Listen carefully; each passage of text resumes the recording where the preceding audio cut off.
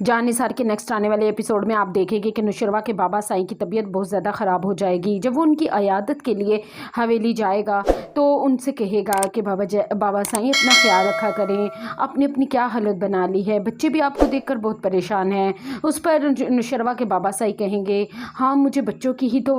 پرواہ ہے، انہی کی فکر کھائی جاتی ہے، اور نوشروہ تم ایک بات کا خیال رکھو کہ کشمالہ اور بچے تمہاری ذمہ داری ہیں، اس ذمہ داری کو کبھی بھولنا مت۔ اس پر نوشروہ کہے گا کہ مجھے اچھے سے پتہ ہے کہ بچے اور کشمالہ میری ذمہ داری ہیں، اسی لیے میں پچھلی دفعہ آپ کو ایک تجویز پیش کر کے گیا تھا اور آپ کے سامنے ایک بات رکھی تھی، آپ نے اس کے بارے میں کیا سوچا؟ اس پر نوشروہ کے بابا سائی کہیں گے کہ ہم نے کیا سوچنا تھا،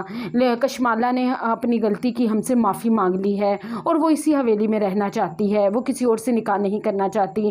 اور ویسے بھی اگر اس کا نکاح ہم کہیں اور کر دیتے ہیں تو بچے ماں سے بھی دور ہو جائیں گے، آگے وہ باپ سے محروم ہیں، اس طرح بچوں کی زندگی پہ بہت برا اثر پڑے گا۔ تو اب ہم نے یہی فیصلہ کیا ہے کہ وہ اسی حویلی میں رہے گی اور تمہارے نکاح میں رہے گی۔ اس نے وعدہ کیا ہے کہ آج کے بعد وہ تمہارے اور دعا کے راستے میں نہیں آئے گی اور نہ ہی کوئی ایسی حرکت کرے گی جو تمہیں بری لگے۔ اس پر نوشروہ بابا سائی کی بات سن کر مایوس سا ہو جائے گا۔ پھر بابا سائی نوشروہ کو کہیں گے کہ میری طبیعت تو اب بہت خراب رہنے لگ گئی ہے، عمر کا بھی تقاضا ہے، تم ایسا کیوں نہیں کرتے کہ کشمالہ اور بچوں کو اپنے ساتھ ہی شہر لے جاؤ۔ نوشروہ بابا سائی کی بات سن کر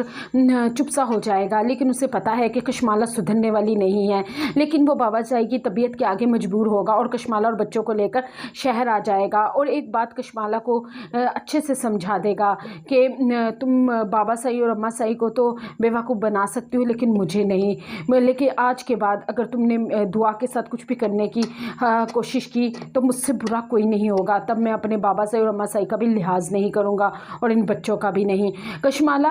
جو دل ہی دل میں بہت خوش ہوگی اور کہے گی کہ میں تو دعا کو تمہاری زندگی سے نکال کے ہی رہوں گی اور تم صرف میرے ہو نوشروہ اور کسی کے نہیں۔